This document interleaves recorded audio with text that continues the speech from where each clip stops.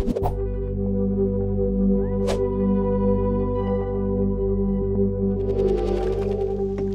inner ear of most mammals is remarkable for its ability to detect motion, rotation, and acceleration. When it detects these actions, it sends a signal to the brain, which in turn relays the signal to the rest of the body. Now, an Android phone has a few sensors built in that allow it to detect these same types of movements. One of the most commonly used sensors is called the accelerometer, which is used to detect acceleration.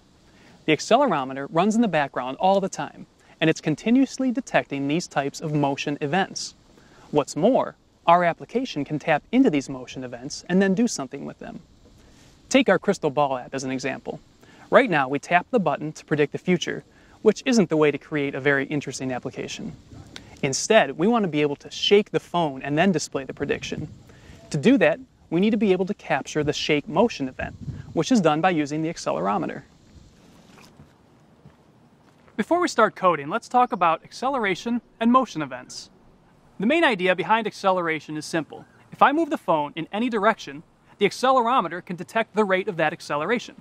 But things get tricky when you have to account for all three dimensions.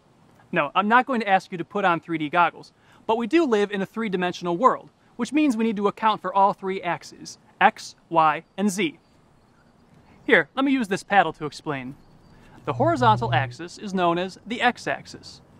The vertical axis is known as the Y-axis.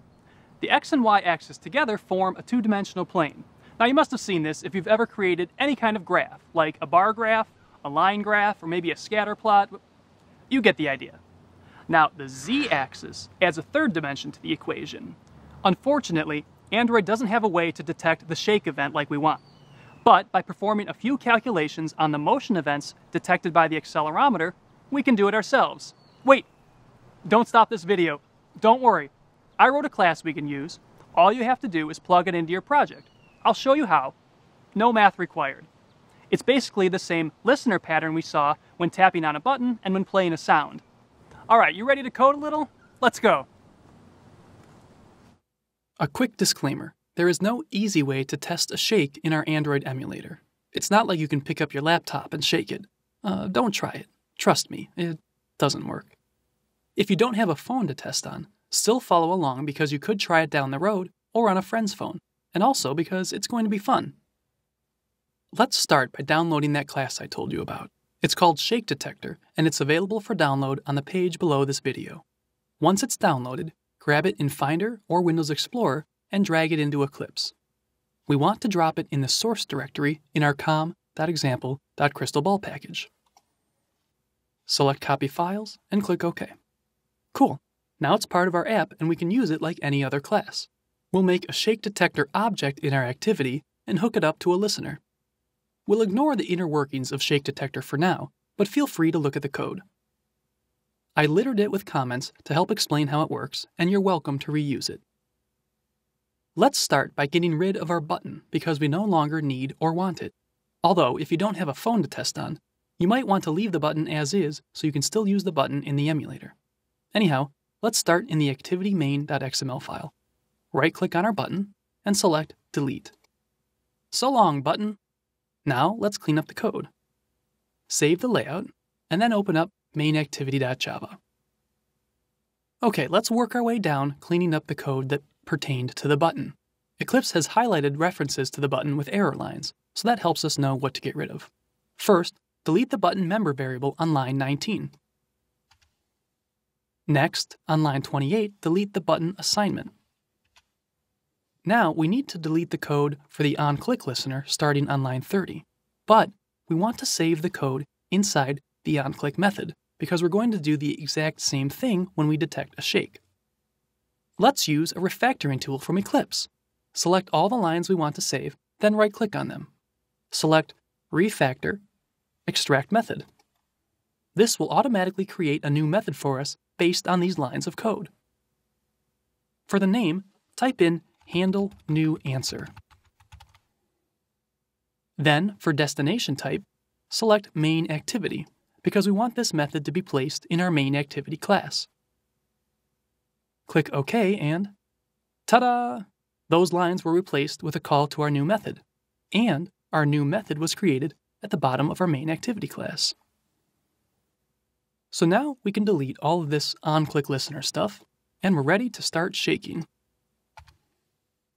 We'll detect a shake by way of using an Android system service called Sensor Service. We need this to access the accelerometer sensor. Let's start by declaring 3 member variables that we'll need for all this to work.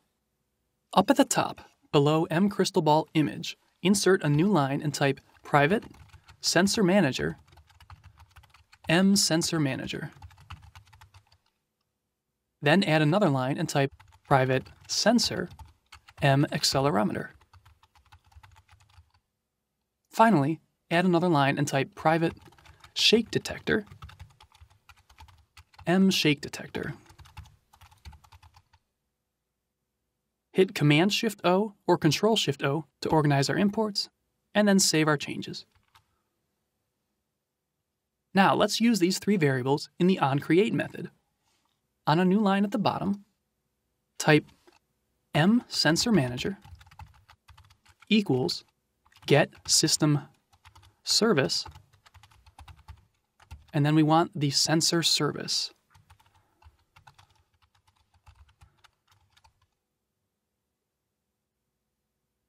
This gives us the system service that manages sensors, but we need to add a cast to Sensor Manager, so let's use the quick fix to do that.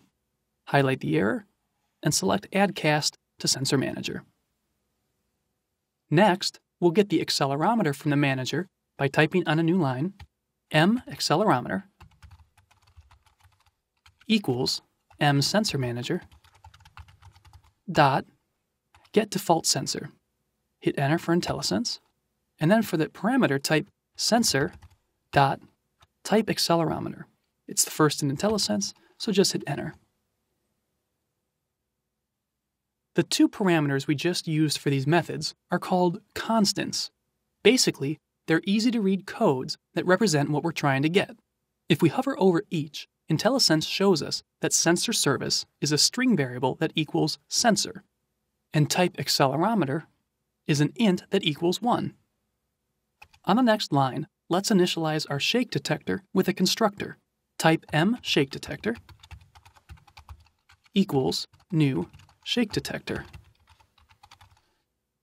Hit Control Space for IntelliSense, delete the dummy parameter, and then we'll add an onShake listener the same way we did for our other listeners before. Type new onShake. Hit Control Space for IntelliSense. Let's add a semicolon at the bottom and hit Command-Shift-O or Control-Shift-O to organize our imports. Now we just need to add code to the onShake method. Remember, this is the same code we had in our onClick listener for our button, and we saved that code by refactoring it into a new method named handleNewAnswer. So all we need to do is call that method by typing handleNewAnswer. Add our semicolon, and we're done. All right, let's save our changes here. And we have 2 more small things to add, but they're very important. So let's take a little break with a quiz to review what we've covered so far.